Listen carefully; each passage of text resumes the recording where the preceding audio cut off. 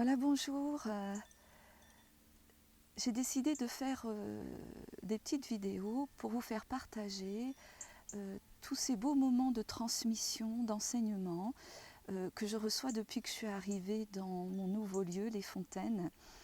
Voilà, je me suis dit, il faut absolument que tu fasses partager ça parce que c'est tellement magnifique et c'est tellement abondant que je pense que dans les moments que nous vivons en ce moment, c'est important justement de se reconnecter à ces choses simples et essentielles.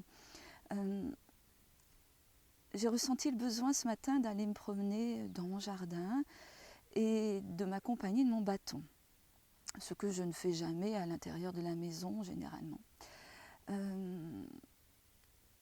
Il m'a guidée sous le marronnier, où je suis actuellement.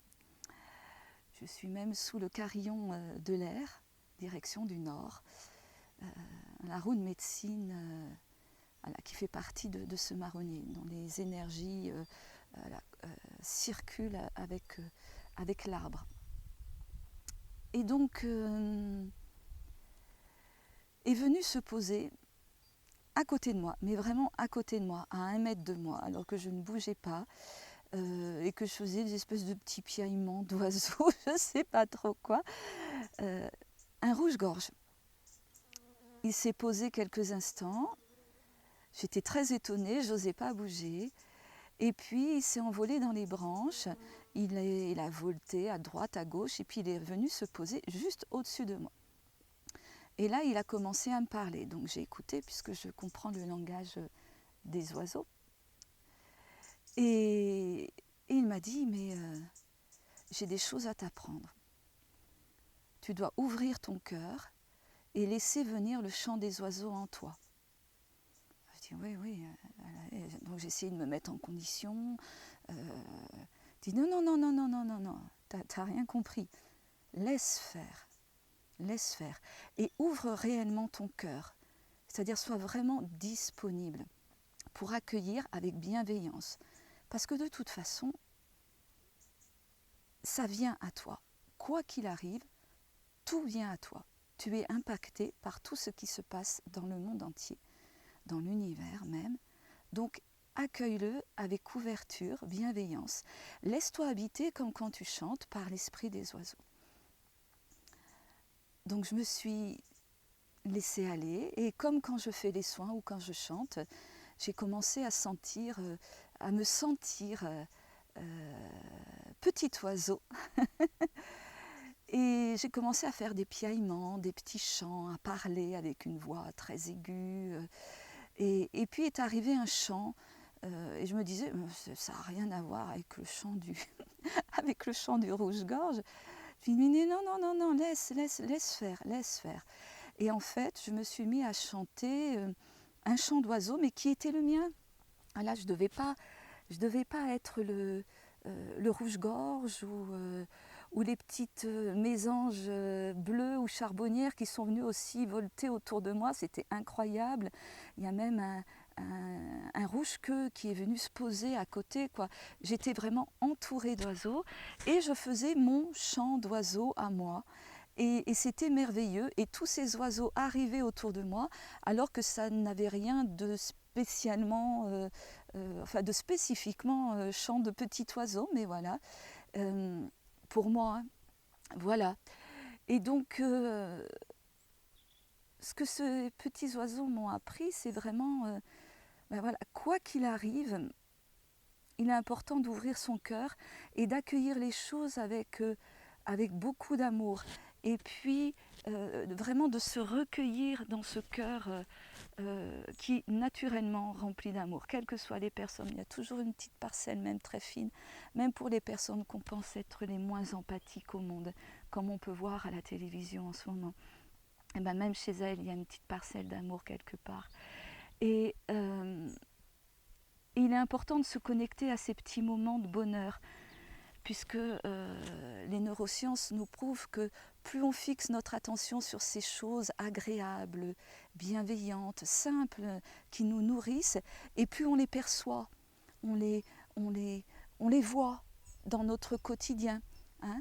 Alors c'est un cercle qui peut être vertueux, positif, qui nous nourrit, et c'est un cercle aussi qui peut être plus désagréable si on a des pensées et des peurs qui viennent se mêler à tout ça. Et donc, ce qu'il y avait à apprendre, c'était tout simple.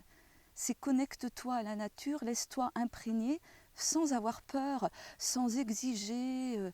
C'est mon côté où j'ai été pendant très longtemps très perfectionniste. Il y a toujours des petites pointes qui ressortent de temps en temps. Ouais, mais c'est pas le chant de l'oiseau. Ouais, c'est pas grave. Tu fais ton chant à toi et tu es dans ta justesse. Et c'est ça qui est important. Et apprendre à se connecter régulièrement à ces moments-là fait que vous allez vraiment nourrir votre quotidien et chaque jour. Et même s'il y a un petit moment, et les moments où vous vous sentez moins bien, vous pouvez simplement, si vous n'arrivez pas à les percevoir, vous les rappeler. Ah tiens, hier ou ce matin ou il y a 2 jours, j'ai vécu ça. Oh, c'était bon, ce bon rayon de soleil là, bien chaud, ce sourire magnifique là, ce rire d'enfant là, le chat qui s'est mis à jouer avec la petite balle, comme c'était doux, c'était joyeux. Voilà, c'est ça le bonheur en fait, c'est ça la joie qui se maintient au quotidien, pas cette émotion fugace qui ensuite redescend dans les tréfonds. C'est vraiment essayer de maintenir avec des choses très très simples un sentiment profond de joie. Et évidemment, ça se maintient aussi avec de la sécurité, avec de la paix. Et il faut avoir cette paix en soi, ou en tout cas essayer de la nourrir le plus possible, parce que c'était une forme de peur de se dire mais je ne peux pas, j'y arrive pas, manque de confiance en soi, alors que non, tout est possible. Et comme par hasard, en revenant vers chez moi, je tombe sur une magnifique libellule rouge, ce qui est très rare. Et cette libellule rouge, c'est vraiment le changement, c'est l'adaptation. C'est aussi le rouge de notre chakra racine, la sécurité, l'ancrage. C'est aussi la joie profonde, l'énergie que l'on met dans les choses. Et là, tout m'était dit, quoi. C'était vraiment sois joyeuse et n'aie pas peur de t'ouvrir avec bienveillance, parce que quoi qu'il arrive, nous ne sommes pas des entités fermées dans une bulle. Même le corps, on sait qu'au niveau quantique, notre corps, et ce qui a l'air d'être vide là avec les arbres qui m'entourent, en fait, il n'y a pas de vide. Tout ça, c'est rempli d'énergie, information. Et au niveau de nos corps subtils, c'est exactement la même chose. Il n'y a pas de limite entre nous, l'arbre, le chat, la maison, l'autre personne. Et quoi qu'il arrive, on est impacté par tout ce qui se passe et on impacte tout le monde. Donc, puisque c'est le cas, comment je décide de vivre ça ? Est-ce que je décide de le vivre avec une perception triste, avec mes peurs, ou bien est-ce que je décide de changer les choses ? Je n'ai pas la main sur le monde qui m'entoure. Ça, c'est une certitude.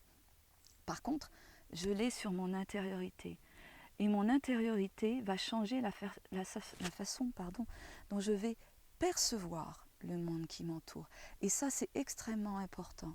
Parce que je peux voir un monde en guerre, là, des peuples qui se font la guerre alors qu'ils sont frères et sœurs, et qui depuis des années repartent dans les mêmes travers.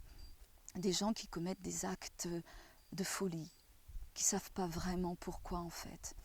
Et je peux avoir un regard complètement différent sur tout ça, avec beaucoup de recul, avec une certaine distanciation émotionnelle, et du coup, je ne vais pas vivre les choses de la même façon. Et je vais revenir dans mon cœur, tranquillement, doucement, et apprendre à me connecter aux choses qui sont douces, qui sont agréables. Et c'est là que c'est important de vraiment soigner son être et soigner son environnement. Si on n'est pas des grands sages, il est important de faire un petit peu de tri dans sa vie, de choisir le lieu où on vit, de se nourrir d'énergie, d'aller dans la nature. C'est se connecter à la nature qui nous aide le plus, puisque nous sommes une part de cette nature. C'est choisir aussi les personnes qui nous entourent. Des fois, au travail, on n'a pas forcément le choix. Puis des fois, si on peut avoir le choix, on peut décider de changer de travail, de modifier les choses, de déménager.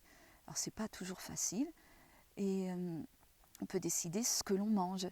On peut décider aussi les choses la culture dont on va se nourrir, les spectacles, les films. Tous ces contenus sont extrêmement importants parce qu'ils me nourrissent au quotidien. Et ils construisent ensuite vraiment la perception que j'ai du monde qui m'entoure. Donc une façon simple, si je ne peux pas changer de travail, si je ne peux pas déménager, je me nourris au quotidien de toutes ces belles petites choses. Je me remplis de tout ce positif et en fait, il va y avoir ensuite des occasions dans la vie qui vont faire que je vais peut-être pouvoir faire un travail qui me plaît vraiment. Je vais peut-être pouvoir aller vivre ailleurs. Je vais peut-être pouvoir me nourrir mieux parce que j'aurai mon jardin, je pourrai cultiver mes légumes, etc. Donc, ça a l'air anodin, mais merci. Merci petit oiseau, parce qu'il y en avait plein de petits oiseaux. Hein. Oh là là, c'était incroyable. Merci libellule rouge. Merci Mère Nature.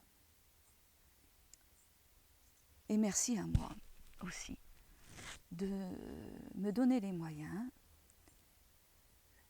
de maintenir cette perception-là et puis de la nourrir chaque jour et chaque jour et chaque jour tranquillement, et puis aussi de percevoir mes limites lorsque elles sont trop importantes, que je ne peux pas. Et ben voilà, je l'accepte et j'en prends conscience, mais avec bienveillance, pas de colère, pas de culpabilité. C'est juste comme ça. Je fais du mieux possible chaque jour. Voilà. Et je fais vraiment tout mon possible pour percevoir toutes ces belles petites choses qui sont là, mais vraiment partout. Partout, partout. Ouvrez l'œil, ouvrez les oreilles, ouvrez vos sens. Vraiment, ouvrez votre cœur à la beauté du monde. Je vous fais plein de bisous. Je vous dis à bientôt. Salut.